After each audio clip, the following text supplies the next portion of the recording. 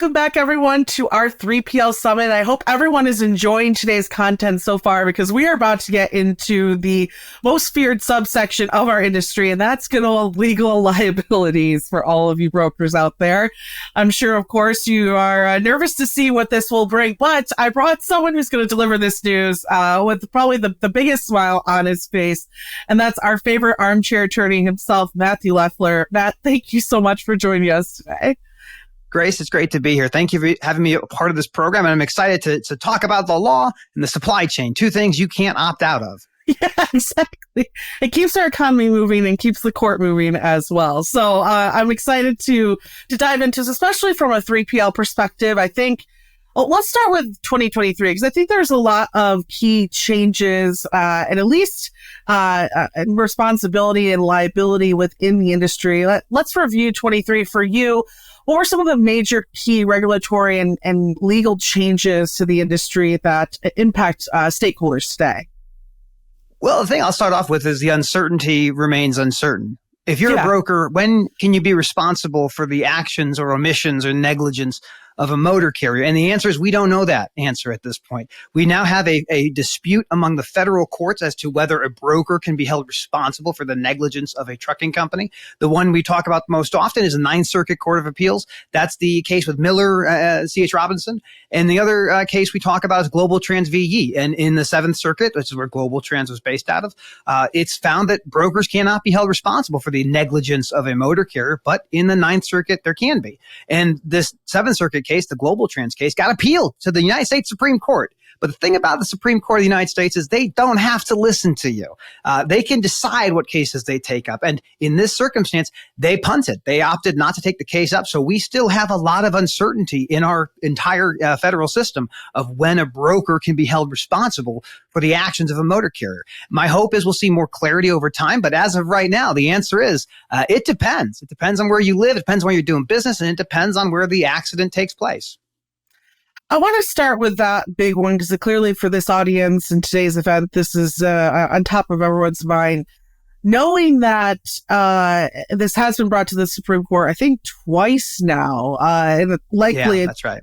Possibly another chance for it again in the future. How do you lead an organization knowing that there could be a situation where the Supreme Court does take this and maybe makes a ruling opposite in the broker's favor? If I'm a broker, there's one case that I want to absolutely pay attention to, and that's a case in Texas. And I'm going to talk about it briefly so that the audience kind of has a better understanding of this. In the case in Texas, a young driver, 7 days on the job, was operating a commercial vehicle, truck and trailer, fully loaded, going down the highway. It was snowing, so they were going a little bit below the posted speed limit. Unfortunately, another vehicle in the opposite lane of traffic crossed the center line, lost control, and collided with that truck operated by Werner Enterprises. And a child died, another one was paralyzed, and that case ended up going to trial. And what ultimately happened to trial court was that Werner, the motor carrier, was found to be about 70% responsible. And under this theory called joint and several liability, if you're over 50%, you got to be on the hook for the entire thing. That's $90 million against the motor carrier, and they didn't do anything really wrong, according to all the stuff we saw. It was appealed, and that was, again, rejected. It's up to the Supreme Court of Texas now. But why I use that case, with all the interest that's currently part of that judgment, it's over $130 million.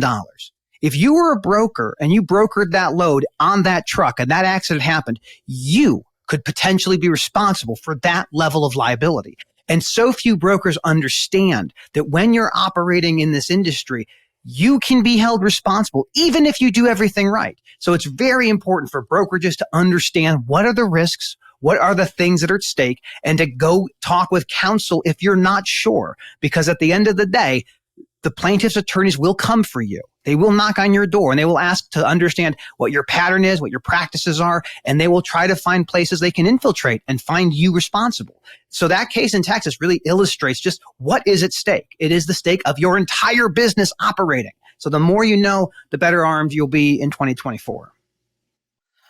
I'm interested in your opinion on this too, because I was reading about nuclear verdicts again the other day, and it's especially in this relationship where we're talking about usually, right, a carrier being involved, but then a broker being involved as well.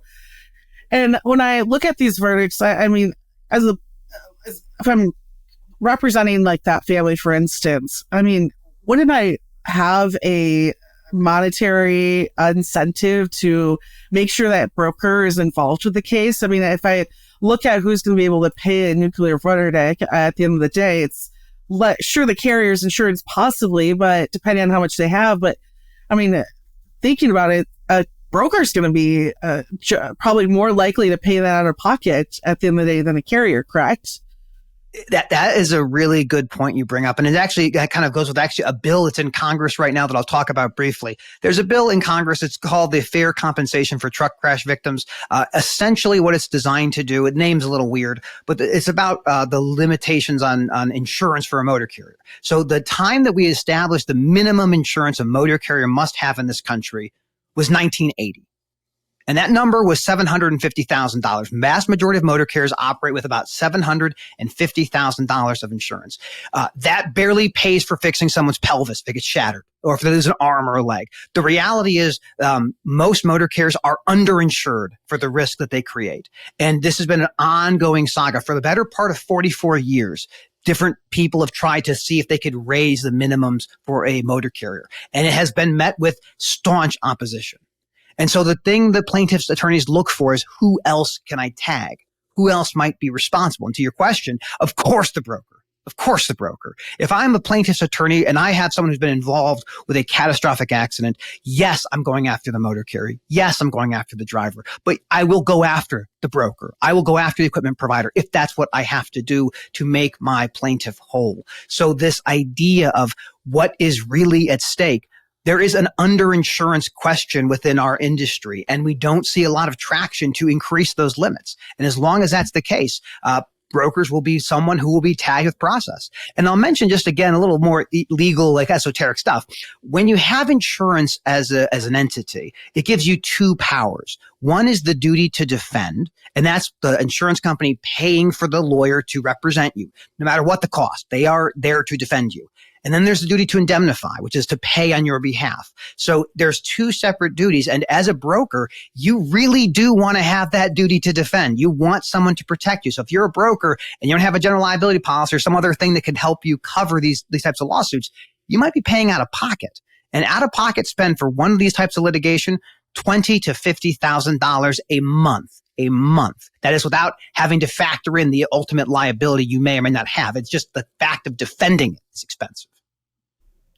That's insane. I mean, it's for leaders out there too, right? Just imagine having to plan for that and clearly avoid it at all costs. Anything on the top of your mind that maybe technology wise that could help a broker kind of limit their interaction or liabilities or maybe operations in-house that could help them avoid some of the issues that we've seen come up in cases so far?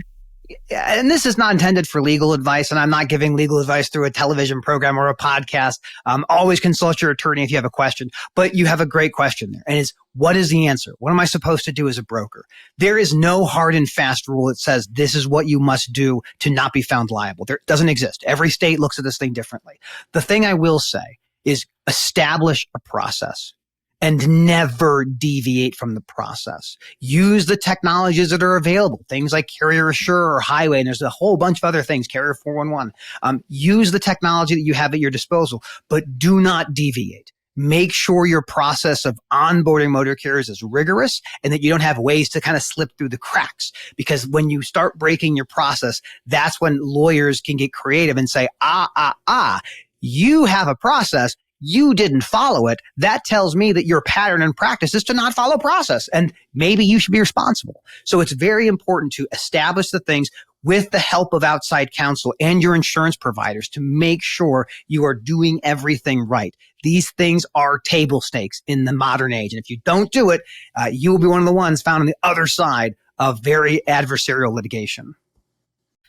It's incredible advice that should be taken lightly. And again, reach out to your own lawyers, right, for everyone watching to get that directly as well. Now, I want to talk about 2024. For you, is there any other cases you're watching, any regulation that you see coming that even might relate to carriers that brokers should keep in mind for the next 10 months or so?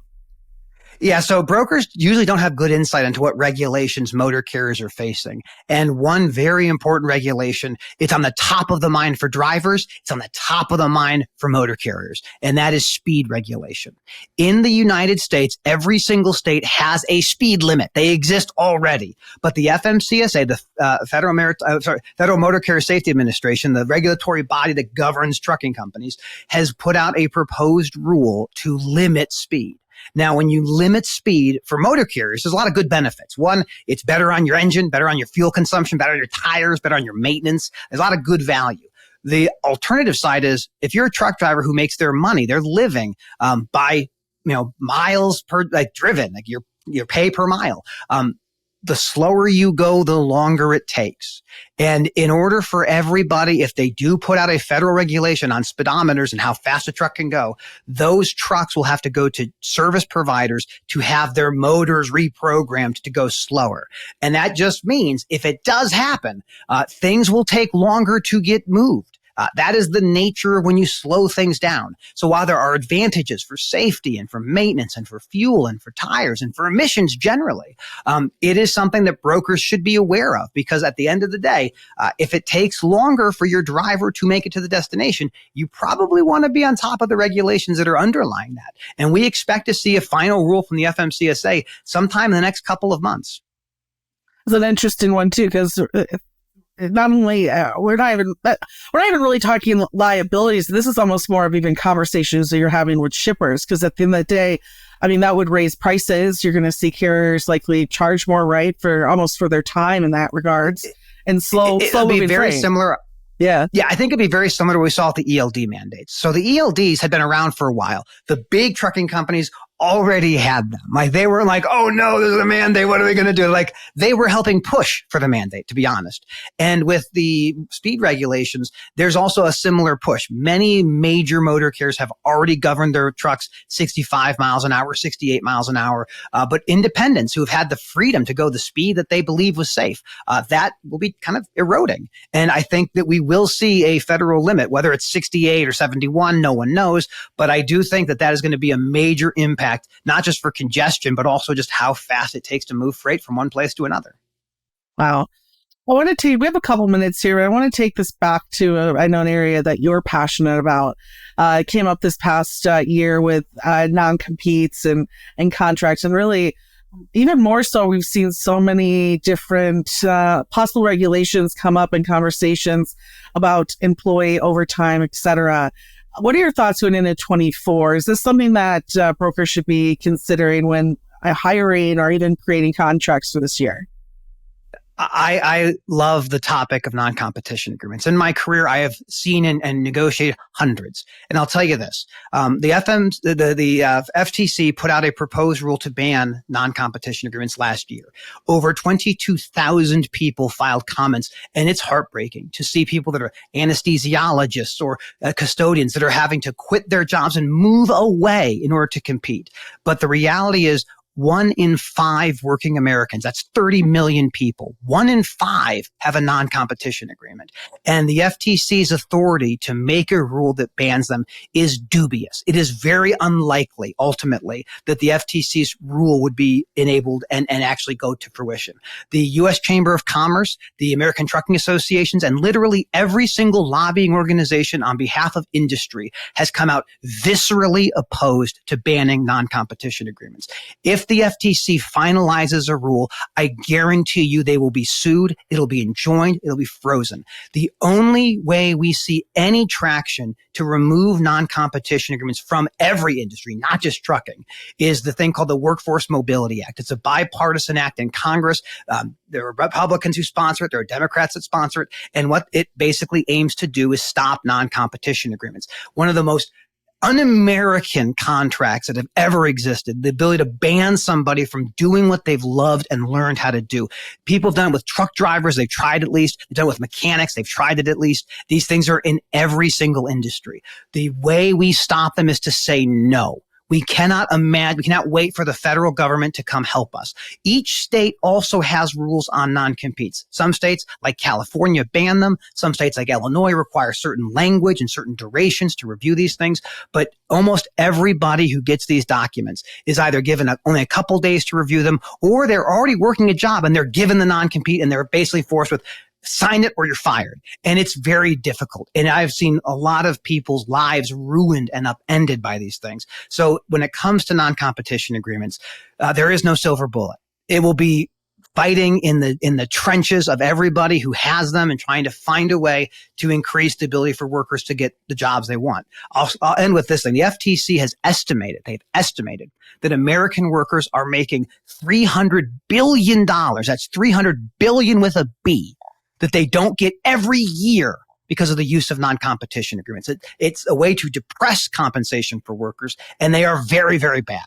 It's just one of many post-employment restrictive covenants, or perks, as I call them. And it is probably one I dislike the most, but there's non-solicits, non-disparagement, non-disclosures, a million of these things. But non-competes are by far the most hated, and they're the most common we see in our industry and many others. Yeah. We'll leave in our audience a lot to consider. And of course, we love working with you, Matt, and then helping our industry get guidance through a lot of these tough issues. So thank you so much for joining us today and for our audience. And please enjoy the rest of our 3PL Summit.